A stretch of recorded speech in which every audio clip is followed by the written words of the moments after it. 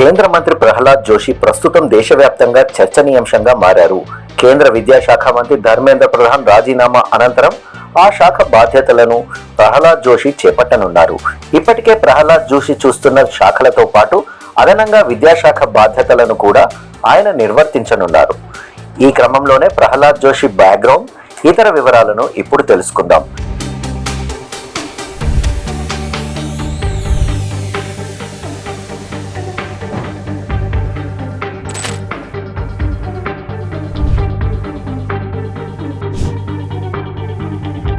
NEET UG వివాదం అనంతరం cockroach Janata party నిరసనల నేపథ్యంలో ధర్మేంద్ర ప్రధాన్ శనివారం రోజున తన మంత్రి పదవికి రాజీనామా చేశారు. తన రాజీనామా లేఖను ప్రధాని మోడీకి పంపారు. అయితే ప్రధాని మోదీ సలహా మేరకు ధర్మేంద్ర ప్రధాన్ రాజీనామాకు రాష్ట్రపతి ద్రౌపది ముర్ము ఆమోదం తెలిపారు. అంతేకాకుండా ప్రధానమంత్రి సూచన మేరకు కేంద్ర కేబినెట్ మంత్రిగా ఉన్న ప్రహ్లాద్ జోషికి విద్యాశాఖ మంత్రిగా కూడా అదనపు బాధ్యతలు అప్పగించేందుకు రాష్ట్రపతి ద్రౌపది ముర్ము గ్రీన్ సిగ్నల్ ఇచ్చారు. ప్రహ్లాద్ జోషి విషయానికి వస్తే ఆయన కర్ణాటకకు చెందిన సీనియర్ బీజేపీ నేత.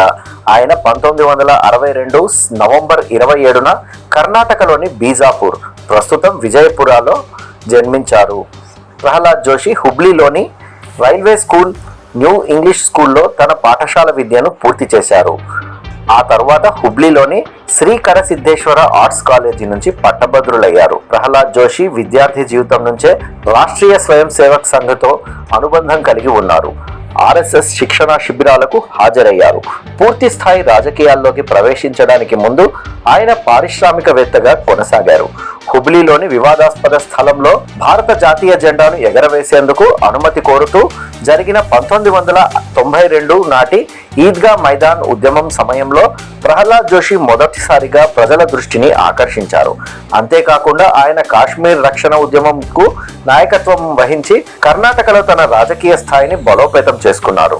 ఆ తరువాత బీజేపీ ధార్వాడ్ జిల్లా అధ్యక్షుడిగా బాధ్యతలు చేపట్టారు. అనంతరం 2004 లోక్సభ ఎన్నికల్లో పోటీ చేసి కాంగ్రెస్ అభ్యర్థి బిఎన్ పాటిల్ను ఓడించి మొదటిసారిగా పార్లమెంటులోకి అడుగుపెట్టారు. అప్పటి నుంచి ప్రహ్లాద్ జోషి 2009, 2014, 2019, 2024 లోక్సభ ఎన్నికలలో ధార్వాడ్ నుంచి లోక్సభకు ఎన్నికవుతూ వచ్చారు. తద్వారా కర్ణాటకలో అత్యధిక కాలం పనిచేసిన బీజేపీ ఎంపీలలో ఒకరిగా నిలిచారు. బీజేపీ సంస్థాగత కార్యకలాపాలలో ఆయన కీలక వ్యక్తిగా ఉన్నారు. అలాగే రాష్ట్రీయ స్వయం సేవక్ సంఘ్తో ప్రహ్లాద్ జోషికి సుదీర్ఘ అనుభవం ఉంది. ఆయనను పార్టీలో ఒక ముఖ్యమైన నాయకుడిగా నిలబెట్టింది.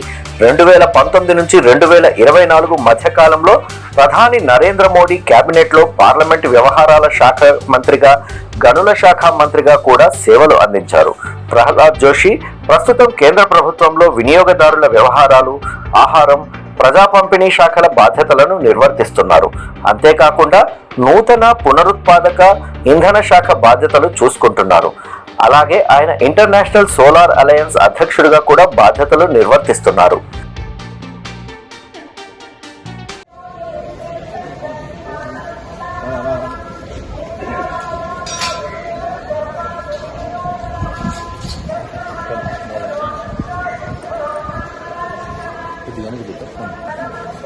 స్వామి గుర్రాజ స్వామి రాస్వామి మీరా